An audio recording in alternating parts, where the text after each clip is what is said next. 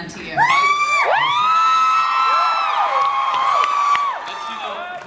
I've never been asked anything remotely like that, for real. I'm kind of stumped, man, but the one thing I can come up with is you really never know what's going to happen in life. Every time you think you know what you're planning on, it all changes. Because I came down to Los Angeles with my nose in the air, having come from theater for like 15 years, and I was like, I just had a son, and I was like, okay, I now have to make money, so now I'm literally going to go whore myself out in LA, like I always promised I would never do, and I don't care what I do, I'll end up doing some junk for television. And I remember when I got the call for Buffy, I had told my manager that I would do anything, and it was like, I'll be Al's sidekick, I don't care. And then I got the call for Buffy the Vampire Slayer, I was like, oh, well, not that. They said, well, James, this is actually really good, man. Just watch it. It has a funny name. He said, do you see the movie? I said, no. And I go, and he goes, this is Tuesday night. Just watch the show and then call us back and see if you want to do this thing tomorrow. And I watched the show, and like halfway into it, I was like, Jesus Christ, oh my God, this is awesome.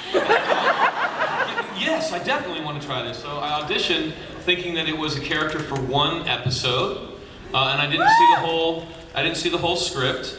And I just went in there and I was like, man, these sides are really fun, man. This is very cool. So I auditioned for it and I got it, and they sent me this script, and it was I was like, I'm all in the script. I have a big part.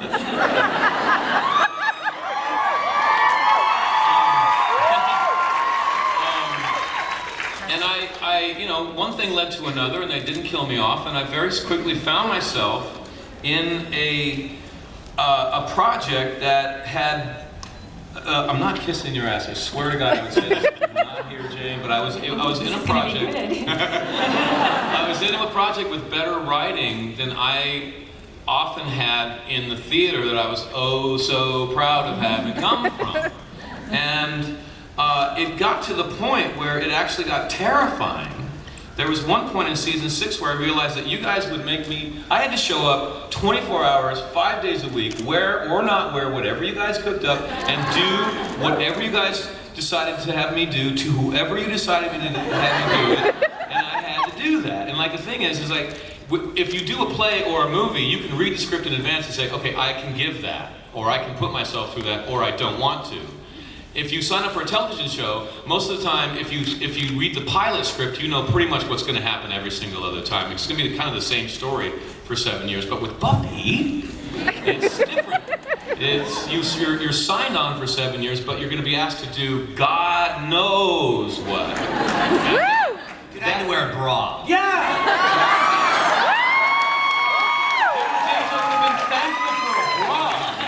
Speedos. Wow, so I remember kind of being terrified about that and kind of hiding in my trailer going, don't give me another script, please. And then I realized how lucky I was to be terrified, because as an artist, that's what you want. You don't want to be safe. You want to challenge yourself. You want to be shoved over the cliff and say, you're going to either splat or fly, dude. Start flapping, So it really, for me, it was just surprise after surprise after surprise, and really that I got in the middle of something much better than I ever had thought that I was getting into. So, yeah.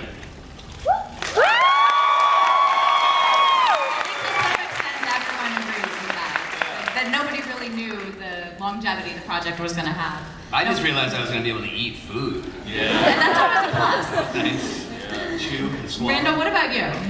Well, that I think the sentimentalist in me really appreciates it. But when he goes, I may be love's bitch, but at least I know.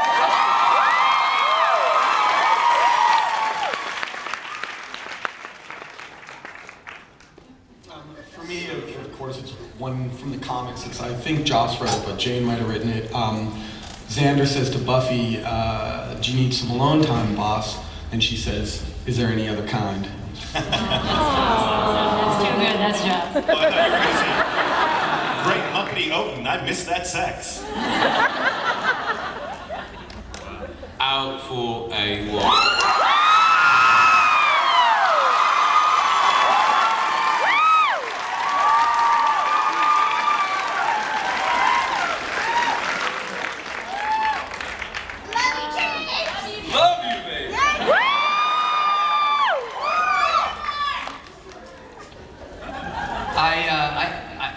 I think the one that I just think it's, oh, this will not please the Dark Master, Bader. I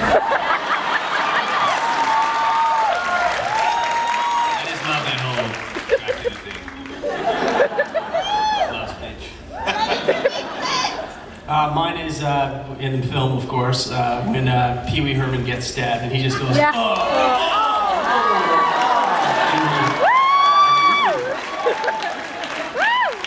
And I would have to say mine was, did anyone know the Slayer was a robot? Thank you. Yes, sir. Hi, my question's for Nick and James. What's it like seeing yourself in comic book form? And is that weird? And like, if you follow the comics, do you like where your characters are going? Yeah, man, I look awesome. Yeah. It's awesome because like Spike can live on. They don't have to recast him. You know? I told Josh came to me after Angel came down. We were doing the ADR for the final episode. He goes, "Would you ever like to come back and do Spike?" I said, "Boss, I'll come anywhere in the world you are. If you have one line for me, if you have 50 lines for me, if it's Spike or anything else, I'll come for you. But if you want me to do Spike, you have 7 years." I don't want to do injustice to us, and I don't want to make you write some line like, "Oh, he's drinking pig's blood now. He's aging old, you know."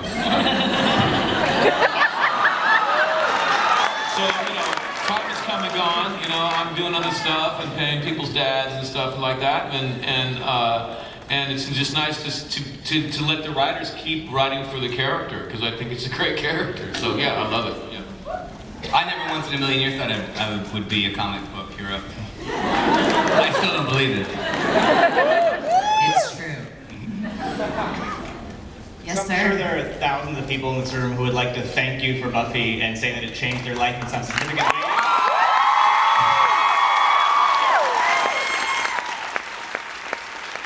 So there, we've done that. Now, my question is about the impact Buffy has had on culture. Journalists and bloggers tend to bring up Buffy with every new kick-ass heroine, but I would like to ask you, as people who actually worked on Buffy, what recent work, movie, TV, video game, book, comic, do you look at and think, because of the work we did, that work exists? Oh man. It's a great question. The entire paranormal romance genre.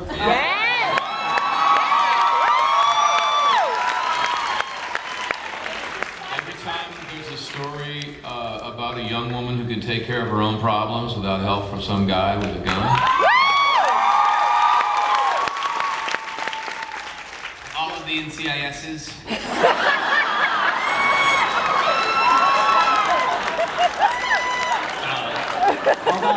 What about Hit Girl?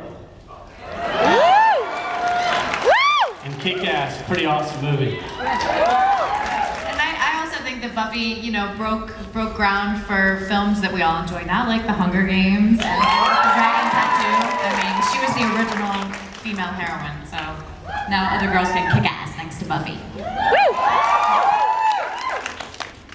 Hi, my question is for James. Spike went through a lot of changes in the Buffy show, from being the badass, you know, bad guy vampire to being, you know, in the past shots where he was kind of nerdy, and then he kind of eventually became a good guy. We always loved him, but what was it like for your character to play those different roles and for it to change so much? Yeah, you know, that's, I think, and Jane can maybe talk to this too, because, you know, actually the writing, I always say that the characters are defined more by what they say than how they say it. So, with that caveat, and what it looked like to me, and this is because Joss would come to me every season, about 3 episodes in, and he would go, "I have nothing for you, James. I can't figure out what to do with your character. I've got a story for everybody else, but I've got bupkis for you." You'll think of something, you always do. But it always seemed like I was kind of being put in as needed. You know, like there might be some need in the series. You know, at first I was the villain who was supposed to die, so I was a disposable villain, and then I was the wacky neighbor for a while. I was supposed to be the replacement for Cordelia, who went over to Spike. Like the show needed a character to say, "Buffy, you're stupid, and we're all gonna die." Right? And so that's why you saw me with a smoking blanket all the time, trying to get into the room so I could say that to Buffy. 2 or 3 episodes, they were like, that's not going to work. And I thought I was going to be fired, right? Because it doesn't work. I'm a horrible Cordelia.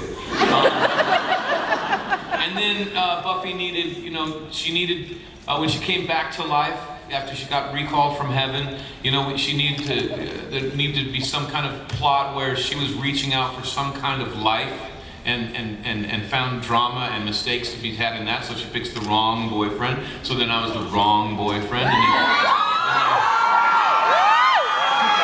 they needed a guinea pig to save the world, so I did that, you know. But in the end, it all, you know, because everyone working on it was really talented, it all kind of stitched together and held as one character. So the ride tended to be a little more diverse than for a lot of different characters. And maybe Jane has a whole different thing about it. No, I never looked at it from your point of view. Yeah, right.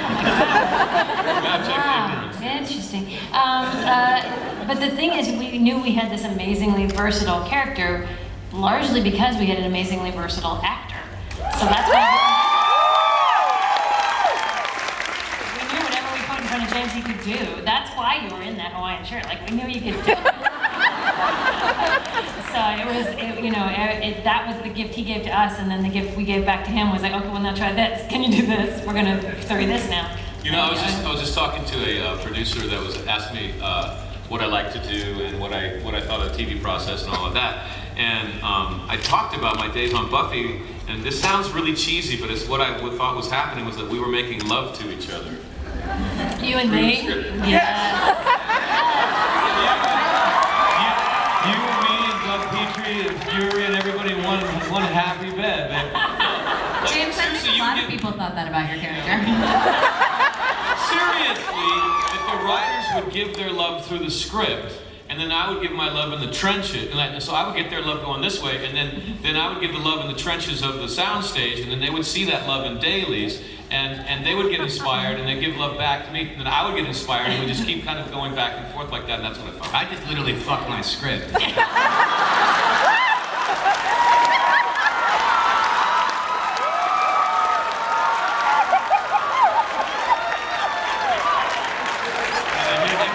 Hey, Jay, I got a question for you. So I had heard. Did you read this? I wear blue. I should have worn that. This might be a rumor, but I had heard that Joss wanted to kill Xander, and that the other writers talked him out of it and said, "All right, he's losing an idol." Xander said, "I don't know if the fans will like that." Okay, well. I don't remember that, but that doesn't mean it didn't happen because I've got no memory. But I can't imagine killing Xander. That doesn't. That's what I thought too. But I did lose an eye, though, right? You told me wrong line. All right, yes. Let's take our next question before we get in any more trouble up here.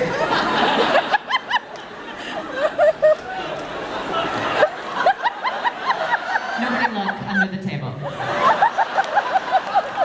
Yes, sir. My question is actually for Miss Jane Espenson. Yeah. I know you. It was one of those times when I thought I knew what was going on. Like, I just assumed this guy was a jerk before he was ever a vampire. I mean, this guy was a punk. He was a punk rocker. Effulgent, exactly. And so it was one of those times when I was being taught, man. You know, like, no, he's not going to be a punk rocker before he was ever a vampire. We've got something much more interesting than that cooked up. And gave me a chance to really, and so I remember being offended, scared, you know, and then ultimately, you know, putting that wig on. And by the way, there's only one wig in Hollywood that fit my massive skull. And they had to put little slits in that to get it over my freaking head. And then, you know, and really just deciding to commit to it. And by the time we were filming it, the other actor on the set was from New York. I forget her name now. She was fabulous. But just having a really good time doing that, and just falling in love with the character and feeling like I was going to fight for him, and I would make everyone else love him because I had fallen in love with him myself.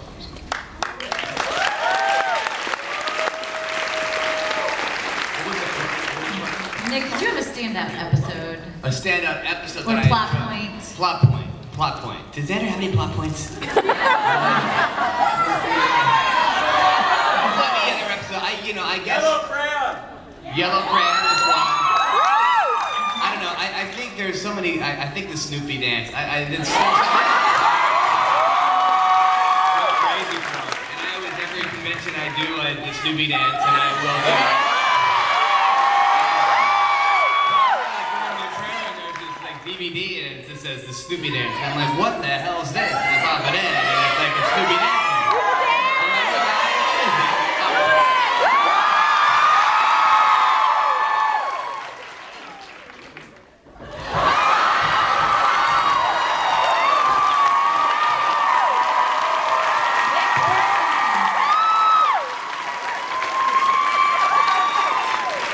It never gets old.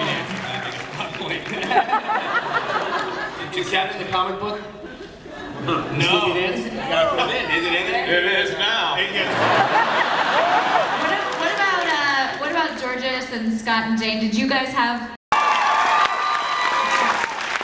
August 15th, you can see Joss in Husbands. Just Google the word Husbands to find the place where it lives online, and that is definitely the Buffy family continuing. Yeah, I just worked for you, Jane, on Capricorn. That's right. Amazing. See, James, so good. I quit acting, but I do make balloon animals now, and I have successful acting friends hire me for their kids' parties.